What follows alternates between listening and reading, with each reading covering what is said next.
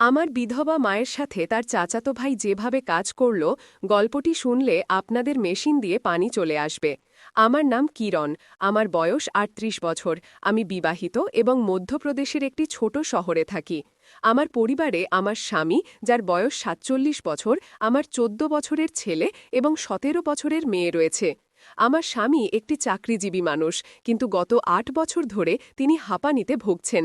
এই কারণে সামান্য শারীরিক পরিশ্রম করলেই তার শ্বাসকষ্ট শুরু হয়। আমি যেমন মানুষ বলে এখনও বেশ আকর্ষণীয় দেখতে। আমার বন্ধু এবং আত্মীয়রা প্রায়ই আমাকে জয়া প্রদার সাথে তুলনা করে, এবং আমি এই প্রশংসায় একটু গর্বিত বোধ করি।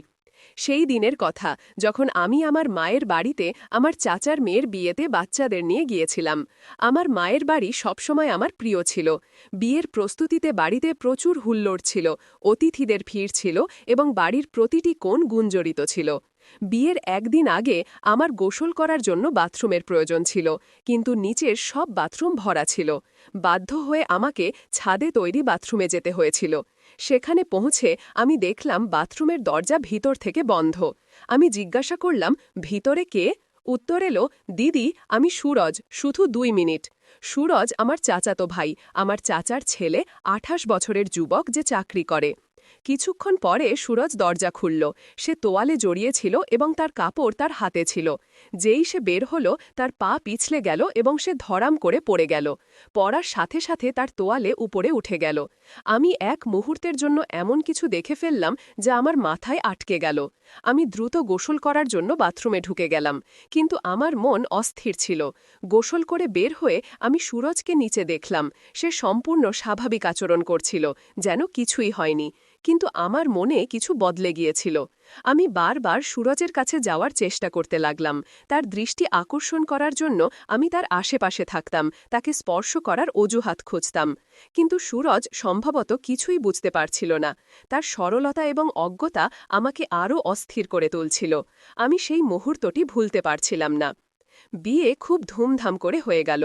২ দিন পরে বাড়ির বড়রা চাচার মেয়েকে প্রথমবার তার শ্বশুরবাড়ি রেখে আসতে গেল। বাড়িতে এখন কয়েকজন মহিলা অতিথি, আমার বাচ্চা এবং সুরজ ছাড়া কেউ ছিল না। বিয়ের হুল্লোড়ের পরে বাড়িতে কিছুটা শান্তি ছিল। সন্ধ্যা ৮টা বাজে, সবাই খাবার খেয়ে ফেলেছে। আমার মেয়ে এবং বাকি মহিলারা একটি ঘরে ঘুমানোর প্রস্তুতি নিচ্ছিল। আমাকে এবং আমার মেয়েকেও সেই ঘরেই ঘুমাতে হবে। আমার ছেলে অন্য ঘরে খাটে শুয়ে টিভি দেখছিল, সে সেখানেই ঘুমায়।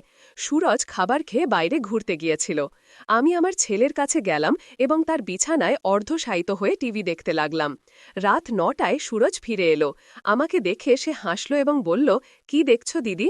আমি বললাম, গল্প ঘর ঘরের, আই তুইও দেখে নে। সে বলল, ঠিক আছে দিদি, আমি এখনই আসছি, এবং তার কাপড় বদলাতে তার ঘরে চলে গেল। কিছুক্ষণ পরে সে ফিরে এলো এবং আমার ছেলের পাশে শুয়ে টিভি দেখতে লাগল। আমার হৃদয়ের গতি বেড়ে গেল। সুরজের কাছে থাকায় আমার মনে একটি অদ্ভুত অস্থিরতা শুরু হয়েছিল। রাত ১০টা বাজে। আমার ছেলে বলল, মাম্মি, এই লাইট বন্ধ করে দাও, আমার ঘুম পাচ্ছে। তোমার এই শ্বাস বউয়ের ড্রামা অনেকক্ষণ চলবে। আমি জানি তুমি পুরো দেখে তবে ঘুমাবে। এটা শুনে আমার হাসি পেল এবং সুরজও হাসতে লাগল। সে বলল, হ্যাঁ দিদি, লাইট বন্ধ করে দাও, আমার চোখও ভারী হয়ে আসছে, আমি শীঘ্রই ঘুমিয়ে পড়ব। আমি বললাম, ঠিক আছে, এবং উঠে লাইট বন্ধ করে দিলাম। তারপর সেই বিছানায় আমার ছেলের পাশে শুয়ে টিভি দেখতে লাগলাম। এখন দেয়ালের দিকে সুরজ ছিল, তারপর আমার ছেলে এবং তারপর আমি। কিছুক্ষণ পরে আমার ছেলে ঘুমিয়ে পড়ল। কিছুক্ষণ পরে সুরজের চোখও বন্ধ হয়ে গেল। আমি ইচ্ছাকৃতভাবে তাকে তার ঘুম থেকে জাগাইনি। টিভির আওয়াজ আমি একদম কমিয়ে দিলাম। কিছুক্ষণ আর অপেক্ষা করার পরে আমি চুপি চুপি উঠে পাশের ঘরে গিয়ে দেখলাম আমার মেয়ে এবং বাকি অতিথিরা গভীর ঘুমে ছিল। আমি ফিরে এলাম, নাইট বাল্ব জ্বালালাম, টিভি বন্ধ করলাম এবং আমার ছেলের পাশে শুয়ে পড়লাম। প্রায় আধ ঘন্টা অপেক্ষা করার পরে আমি আবার পরিস্থিতি যাচাই করলাম। সবাই গভীর ঘুমে ছিল, সুরজও ঘুমাচ্ছিল। আমার মনে একটি ঝড় উঠছিল। আমি সুরজকে দেখছিলাম এবং আমার হৃদয়ের গতি থামছিল না। সেই রাতে আমার মনে কি চলছিল এটা সম্ভবত আমি নিজেও পুরোপুরি বুঝতে পারছিলাম না, কিন্তু সেই মুহূর্তে আমার ভেতরের আকাঙ্ক্ষা আমাকে অন্য কিছু ভাবতে বাধ্য করছিল। সেই রাতে যখন ঘরে নিস্তব্ধতা ছড়িয়ে পড়েছিল এবং নাইট বাল্বের মৃদু আলো ঘরকে এক রহস্যময় পরিবেশ দিচ্ছিল, আমার মন অস্বাভাবিকভাবে অস্থির হয়ে উঠছিল। সুরজ গভীর ঘুমেছিল, তার শ্বাস প্রশ্বাস সমানভাবে চলছিল। আমার ছেলেও পাশে ঘুমাচ্ছিল এবং পাশের ঘরে আমার মেয়ে ও অন্যান্য অতিথিরাও ঘুমের কোলে ছিল। আমি বিছানায় শুয়েছিলাম, কিন্তু ঘুম আমার চোখ থেকে মাইল দূরে ছিল। সুরজের মুখ, তার সেই নির্দোষতা এবং সেই অজানা মুহূর্ত যা আমি বাথরুমের বাইরে দেখেছিলাম, তা আমার মাথায় বারবার ঘুরছিল। আমি ধীরে ধীরে পাশ ফিরলাম এবং সুরজের দিকে তাকালাম। তার মুখ নাইট বাল্বের আলোতে হালকা হালকা জ্বলছিল। আমার মনে এক অদ্ভুত অস্থিরতা ছিল। আমি জানতাম আমি যা ভাবছি তা ভুল। আমি একজন বিবাহিত মহিলা, 2 সন্তানের মা এবং সুরজ আমার চাচাতো ভাই। কিন্তু সেই মুহূর্তে আমার হৃদয় ও মনের মধ্যে এক যুদ্ধ চলছিল।